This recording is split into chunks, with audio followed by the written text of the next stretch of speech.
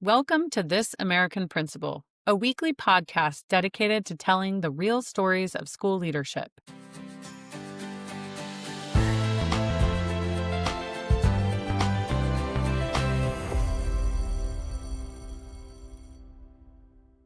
Today, we're diving into what it really means to step into one of the hardest and most rewarding positions in education, the school principal. My guest, Dr. Keith Collins, began his career reluctant to even consider administration, not uncommon in our profession. But before long, he found himself leading a struggling middle school in Appalachia, a community faced with poverty, the opioid crisis, deep mistrust from parents, and a school culture in flux. What follows is a story of resilience, transparency, and transformation. If you've ever wondered what it takes to turn a school around, or how leaders hold on to hope when the odds are stacked against them, you will most certainly enjoy this first story from my friend and colleague, Keith Collins. Do you remember how we met? I have a very good memory of how we met. I just reached out to you, and in our first Zoom meeting, you were trying to get me to come to Singapore. But I remember this because in the middle of it, you just like picked up like a candy bar and you're like just eating it. And I was like, I'm gonna like this lady.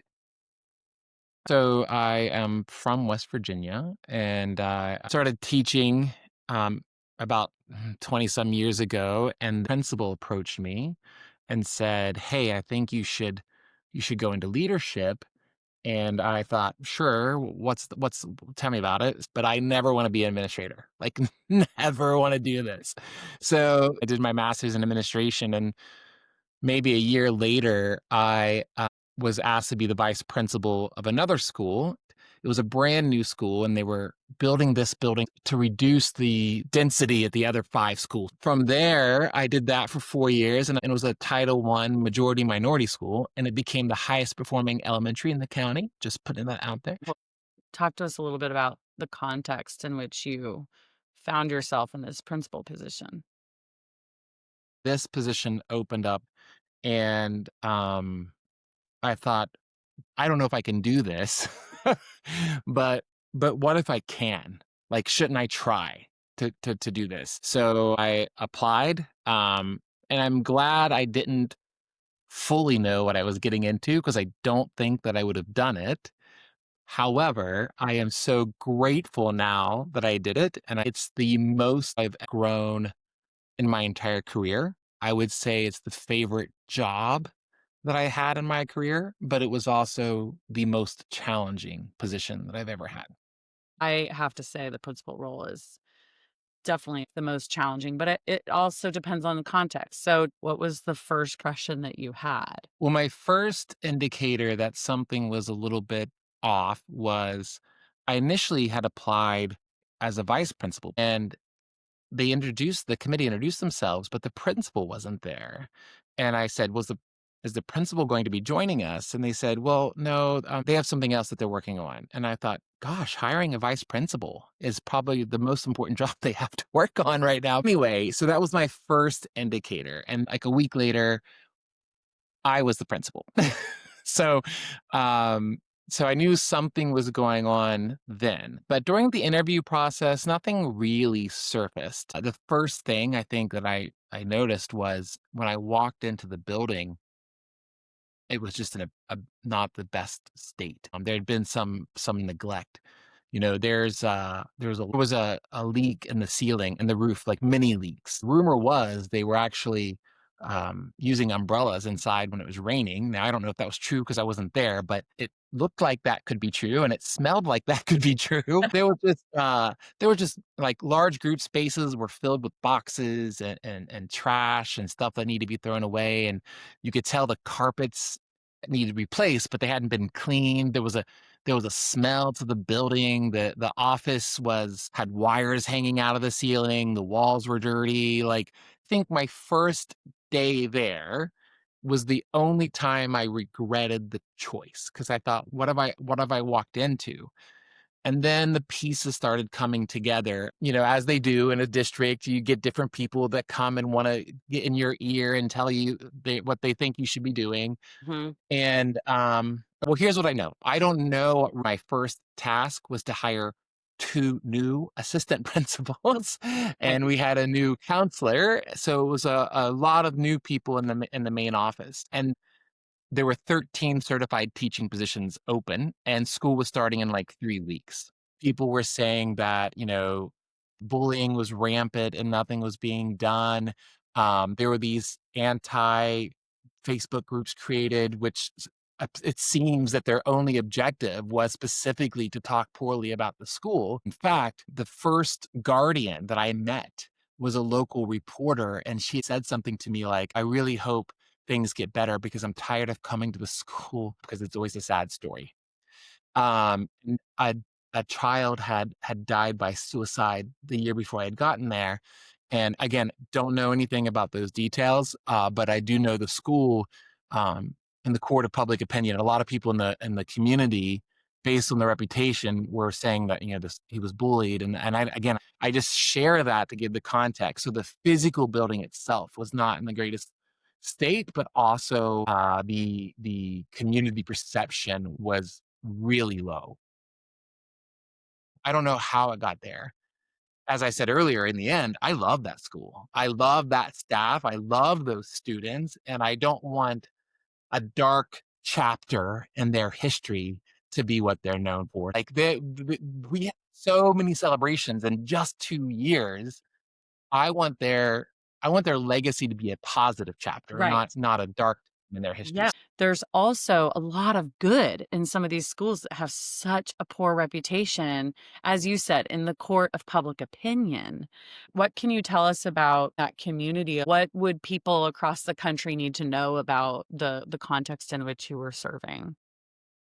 The community had some tough times. I do wanna say, like, some poor choices had been made, but to give credit, it was not an easy situation. So, there had been in the last, I don't know the numbers, and this is not anywhere I'm from, but it is in Appalachia, right? So it was hit pretty hard in the opioid epidemic. The industry had left the town. The town had gone through a lot of adjustments. So the industry had left. So then you have unemployed people or people driving long distances to try to get work. Then the opioid epidemic hit, and it really devastated like a generation of the community.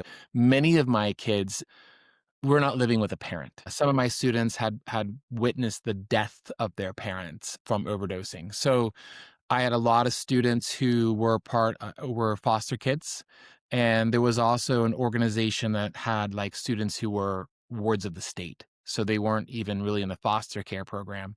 There were definitely some challenges that were facing the community, but deep down inside, Appalachian culture turned out to be one of the strengths, that like sense of connection, the sense of helping each other out, even if you don't get along, it's the right thing to do. So in the end, I was Mhm. able to kind of tap into what makes that area of the US unique, turned out to be one of the strengths that got us through it. That could be extended to all small town America, right? That like there's a real strength in these small towns where everybody knows everybody. There's also it can be quite detrimental when there's false narrative out there that every single person in the town is now influenced. But on the flip side, it can shift quickly to the positive as well. What That's what shook the boat the most, right? So when the jobs left, a big chunk of people left with them, Okay. and then new people came in, and all this is happening around the time of the opioid epidemic, and these cultural shifts were happening. It was a small town America that kind of had lost a little bit of that vibe because there'd been so much change in such a short period of time. So had the industry and epidemic not happened at the same time, it would have weathered the storm a bit better. But I think it was just these two things together Hey, caused some growing pains. you talked about a lot of students in the foster system, wards of the state. Some of your students had observed the passing of one or more of their parents. What percentage of your students were affected in that way? I'd heard it mentioned that they were 70% were not living with both or not living with one. I don't even remember, but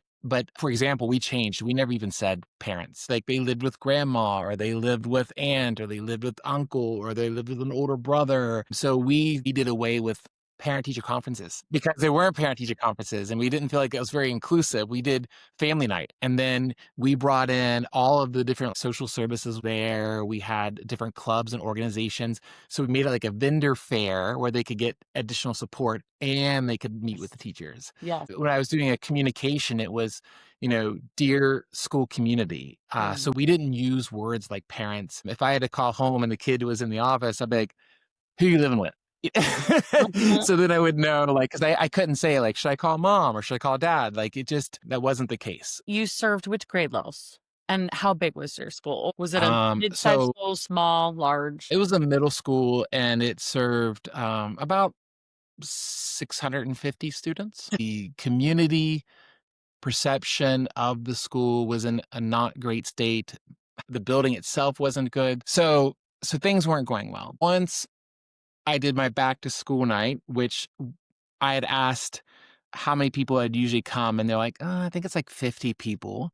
We had at least 600 people in the gym on back to Wow. school night. Your So first there was a lot of first curiosity. Well, but we made some intentional choices. We wanted them to come in because it was a whole new admin teams. And we'd worked hard on getting that summer. We worked so hard on painting. We had volunteers paint. We did scrubbing things. So we had made some adjustments in the school. We wanted the community to see us. So we had about 600 people. You went from 50 to 600 people Yeah, showing up we to your didn't even bachelor's have party. enough room. Yeah. Wow, Yeah. cool. I think it was also people were curious, just me being new, being an outsider coming in. People were polite and kind. There was a general sense of excitement. But what I started noticing in that first week was when there was a conflict of some sort, when a parent was upset. For example, I had I'd heard that there was a lot of issues with cell phones and people sending messages to meet in the bathrooms and doing not nice things. So I had made a policy, no cell phones. If we see it or hear it, we take it. Like, we're not saying you cannot bring them to school. We're just saying if we see them, if we hear them, we take them. That was the policy. And that was the first thing I did that was probably the thing that I did that upset the parents the most. Because your hunch was the phones were leading to a lot of the negative behaviors in bathrooms. Okay. Yes, like messaging things to people, fights would result of this, and there were like over 300 and some fights in the school prior to me arriving. So In so a a year lot of this, and again, or I wasn't there, yeah, in a year. wow, So within 2 years, our fights had decreased by 96%. wow. So And you I attribute had that gotten. to getting rid of the cell phones, but it upset Well, the I think that helped. Yeah. Well, I bring that cell phone up because that was the first time I had said something publicly to the community, and I knew there'd be some pushback.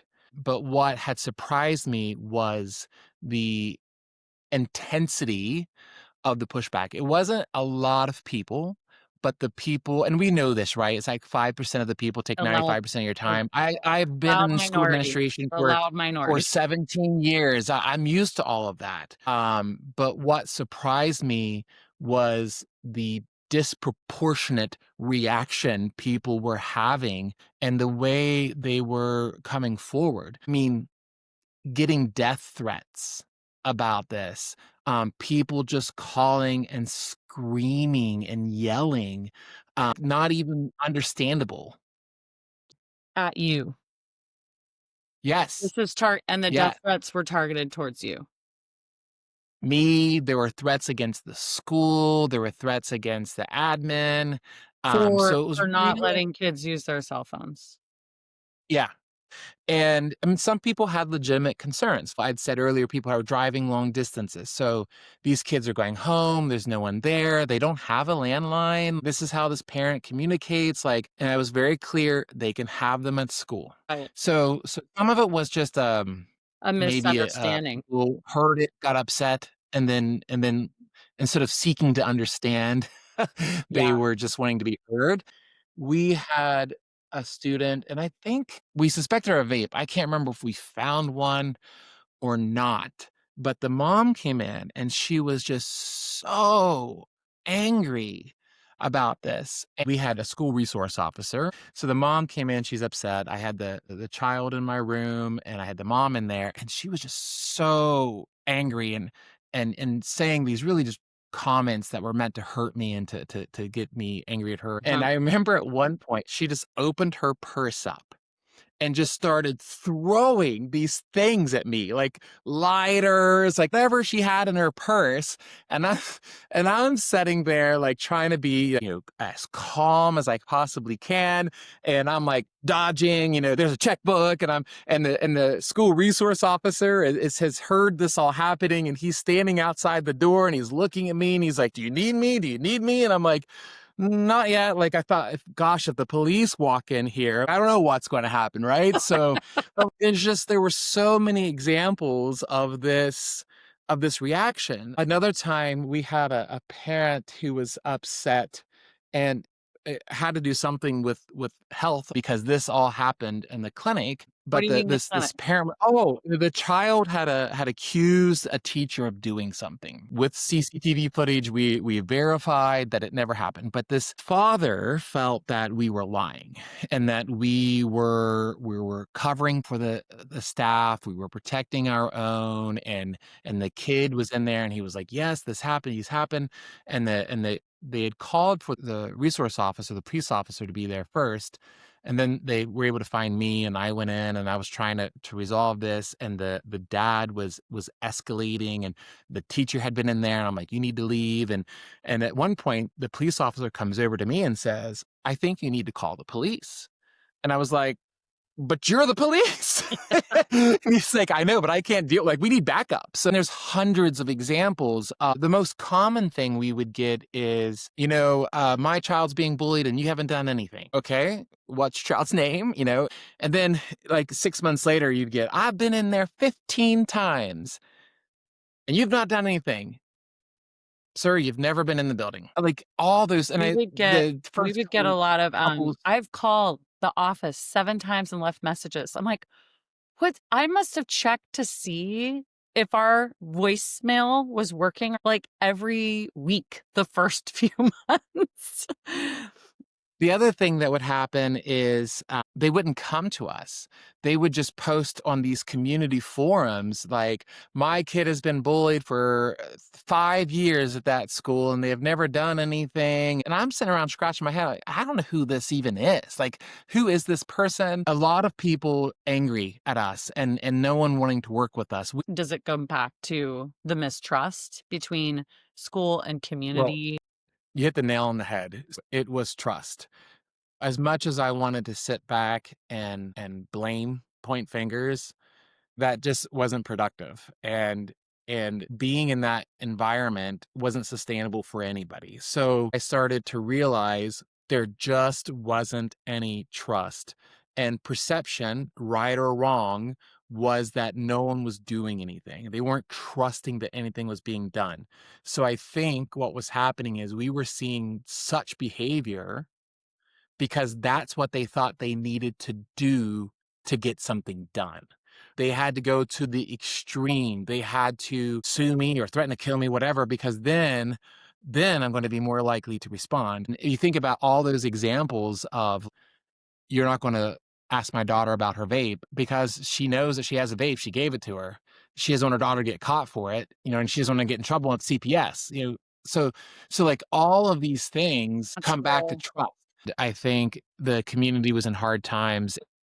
It sounds like there was a lot of past blaming, as you talked about, and you yourself were kind of tempted at times to blame. On the opposite side, the community or parents would have a tendency of blaming the problems in the school are the parents' fault. The problems in the school is the admin's fault. So everyone's trying to understand and make sense of the challenges that the school faced. But ultimately, student behavior, isn't it just a reflection of the trauma and the lived experience of everyone in the community, right? Like, it's like they absorb all the emotions and the challenges of a community, and they are acting all that out I think the kids weren't even feeling safe at school either, based on like the amount of physical discipline they were having. There was this big cultural assembly they used to have every year. They did not have it the year before I got there. They were too worried about like fights. I think someone told me the last dance they had 6 fights. They would get in a fight because they would feel like no one's like I'm being bullied. This kid's picking on me. No one's doing anything. One of the teachers or maybe the auditor felt like there was a sense of survival. Like these people were in this building together just trying to like live. The first step was trust, and then improved culture, right? And I think the cultural piece is what led to the decline and behaviors because the culture had felt different. So we had like a consultant group that came in every once in a while and was working with the new teachers, and we had different groups would come in and they would always say it just feels different in the building. So I think that that goes back to culture, and that is not me as I mean, as the principal, I feel like I'm responsible for everything that happens, but I want to be very clear that it was not me that did all these changes. There was a deep desire in that building to be better by the kids and by the staff. I just helped tap into that. I mean, there were so many amazing things that happened there. If I boiled it down where I would start in a new school or a school in this situation is building trust. Because there were like divisions within the staff, there were fractions, the students were divided. So we worked a lot on trust. Sorry? How did you do that? Transparency. I even used the word transparency as much as I could. If I was standing in front of the parents for something, I would just use the word transparent, naming it so that they felt like I was being more transparent. I would just I made everything as public as I could. Sometimes parents would feel we had gone on the harsher side because we didn't like their kid. And they would call and I would thank them for calling. I would be like, "Yeah, let me tell you my thinking. And then if we're still on a different page, we can see what the next step is." And I would say, so I would go through, this is my rationale. This is why I went on the stricter side of things. And I can't think of a time that they disagreed with me in the end. So just being super transparent. But the reason that also worked is we logged everything.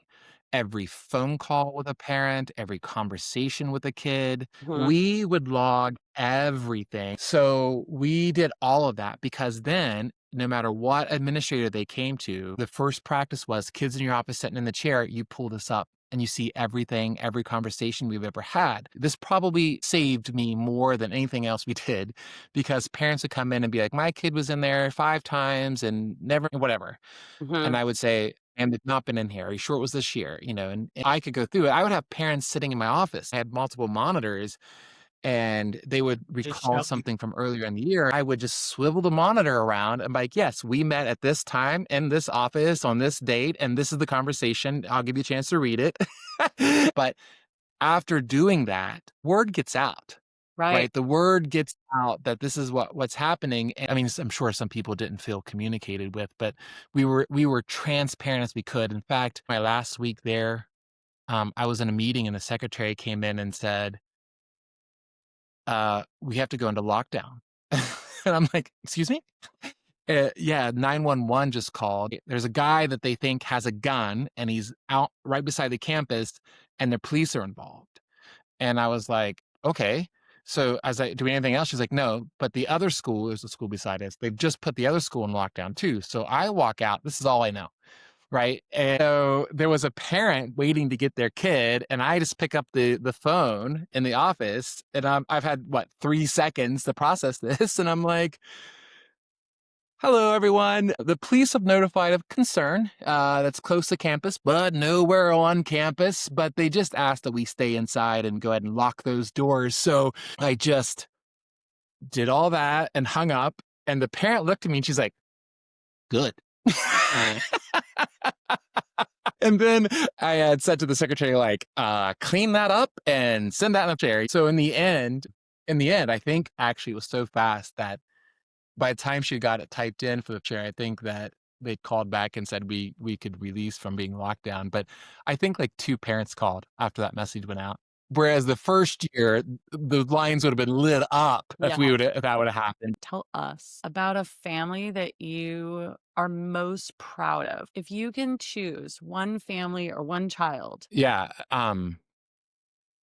there are a lot of kids that make me so excited to think about how they changed, but Right. there was a student, she was in 7th grade, and we found a vape on her, and that was the first year there. I felt like if I could have been in the resale market for vapes, I'd be a millionaire. It was a lot of vaping, and mostly with females, but we had a pretty good system in place for that. They had to take courses and stuff. Anyway, a girl had been caught, and the parents were lovely, and they wanted to work with us, and they understood the problem, so they were involved, and the student was just spiraling, not going into a good place. So they decided to pull her out, which kind of broke my heart because I feel like, you've let someone down if they've pulled their kid out of the school. But Mhm. they were happy with us. They just felt like the environment in the building was not allowing her to make good choices. And I would agree. So she was in 7th grade. The parents tried to they pulled her out. She was gone the rest of the semester. Mhm. She came back in 8th grade, and she was just a remarkable young woman. Her mom had called to tell me that she was really excited to come back, and that she feels like she's ready. One of the things the mom had said to me was, I think the biggest lesson she learned was all those people she was with before we pulled her out, not one of those people contacted her since she's been gone. But all these other people who were just kind and caring that she didn't even consider friends have contacted her. So I feel like this young lady learned a life lesson that many adults can't learn. So she came back in and she did her work. She was a great student. She joined sports team, and in the end, there was an award for, like, the most improved student, and only one student gets it, and it was her. So I feel like she kinda embodied how the school had changed and how the culture of the school had changed. Another thing I wanna share, in year 2, I started feeling like things were working. So, um, I was going down to the bathroom because that's where all middle school problems happen, and I don't even know why. I was going down to the bathroom, and I was known for being a fast walker in the building. So I was walking, and I must have had a determined look on my face because a student stopped me and said, "Everything okay?" And I said, "Yeah, it's a busy day." And he said, "Are the are the kids being bad?" And I said, the kids at the school really aren't that bad." And he said to me, "Good, because we used to be, but I don't think we are anymore." Wow. And, like, even saying that made me I cried in the hallway. Um, like, I am in a middle school hallway on the way to the bathroom because someone's probably drawn something on a stall, and I'm crying. Now I don't know if anyone saw me because that kid just kept on going, but no one ever mentioned it. So if someone saw me, I imagine that would get out in the middle school gossip world. But Yeah. yeah, it was one of those moments like I will not forget that. Yeah. But I think it was evident like the kids were feeling it. But there were some things that I had done too. The students at the school knew that we were like a family. And I understand you act a little crazy at school, but when you're outside this building, you're representing this family. And a little bit of that was accountability, but also I wanted that sense of immunity of who we are as a school. There was a situation where some of our students had gone up to the high school, and on the way to the high school, I think the bus got messy or something. They had done something on the bus. So the high school principal wanted to come and just talk to the kids. So he came down, and I got the kids together, and he talked to them about his expectations, all appropriate, principal stuff. Kids left, went back to class. A couple minutes later, one of the students came to my office because he wanted to apologize to me. And I said, "Well, I think the person you need to apologize to is the high school principal." And he said, "Well, I've already done that, but I was thinking about how embarrassing it must have been for you to have another principal come and talk to you about your kids. And I just wanted to apologize for having you go through that." And I was like, well, thank you. Like, it was just so amazing, right? Like, Uh, the empathy of that, having mhm. that student be aware of, like, we're this community and I've made this community look bad. So I think once we started getting the trust in place, those other things started organically falling into place. I love those moments because I think they are insight to your progress as a principal. Because when you're handling something like shifting trust, it's like you said, it's the air we breathe, it's the culture, and it's very difficult to measure. But I think we as school leaders look for those kinds of interactions as evidence of progress.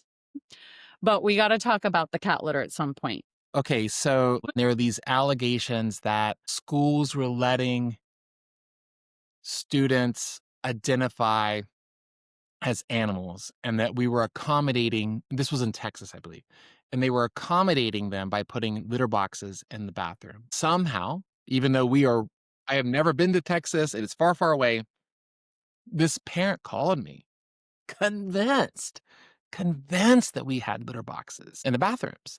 So she was, pretty dysregulated on the phone call, and she was upset and, "Wait, why could you do this? Why are you doing this? Stop pushing your agendas."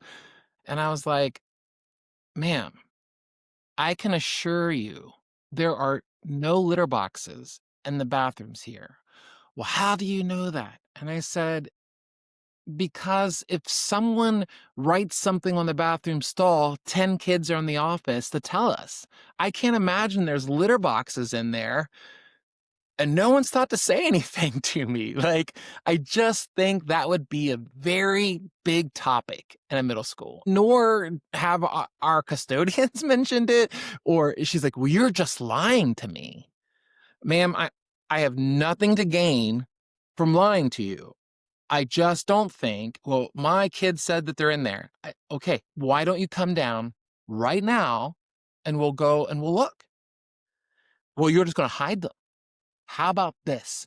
You come anytime you want without notice, and then we'll walk down there together. And then she kind of backed off a little bit because I was calling her out. And I was always like, you can walk in and look at these bathrooms anytime you want. You just have to have someone with you once you pass the second set of doors. That's all I ask. It doesn't even have to be me. So she never did come in.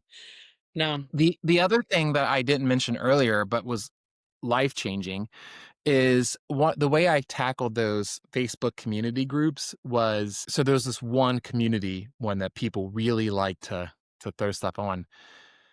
I I befriended the administrator of the account, Okay. and I made the agreement with her that if someone posts something that is true and a mistake that we have made or something that we have not done, it stands because I want to be accountable and I want to know I'm going to be accountable. But if it is something that has not been addressed with us or is just not true, I want you to take it down. Well, And it worked. It did worked, she and that agree to really that? helped. Yeah, yeah, and there used to be posts daily, apparently. My first year, we didn't get a post until spring, and someone had posted, "Why can't the school mow their grass? It's too high." And I thought, "That's amazing. That is amazing that that's the first post is I need to mow the grass." Again, the things that were on there weren't even honest. Like, the things that were being posted on there weren't true. So, like, having that falsehood removed helped the narrative. If you could tell principals across the country one thing, what would it be? Develop trust with your community. I wanna say all these different things, but you're not gonna have any of those things unless people trust you. And even though I'm sure not every parent at that school loved me, I think they trusted me. We got to a place where if I had called home and said, "This is what's happened," they believed that that's what happened. I would hear that, "Well, I believe you." So I think trust. And if you don't have trust, I wouldn't even work on the other stuff. You're not gonna have every family trusting you, but trust. And if you had one message to parents, Call the school. give them a chance. Call the school.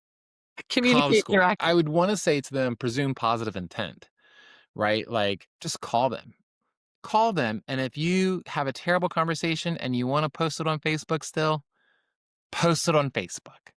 But call the school first because it's going to save everyone a bunch of anger, and it's the most likely way someone's going to actually deal with the thing that you're upset about.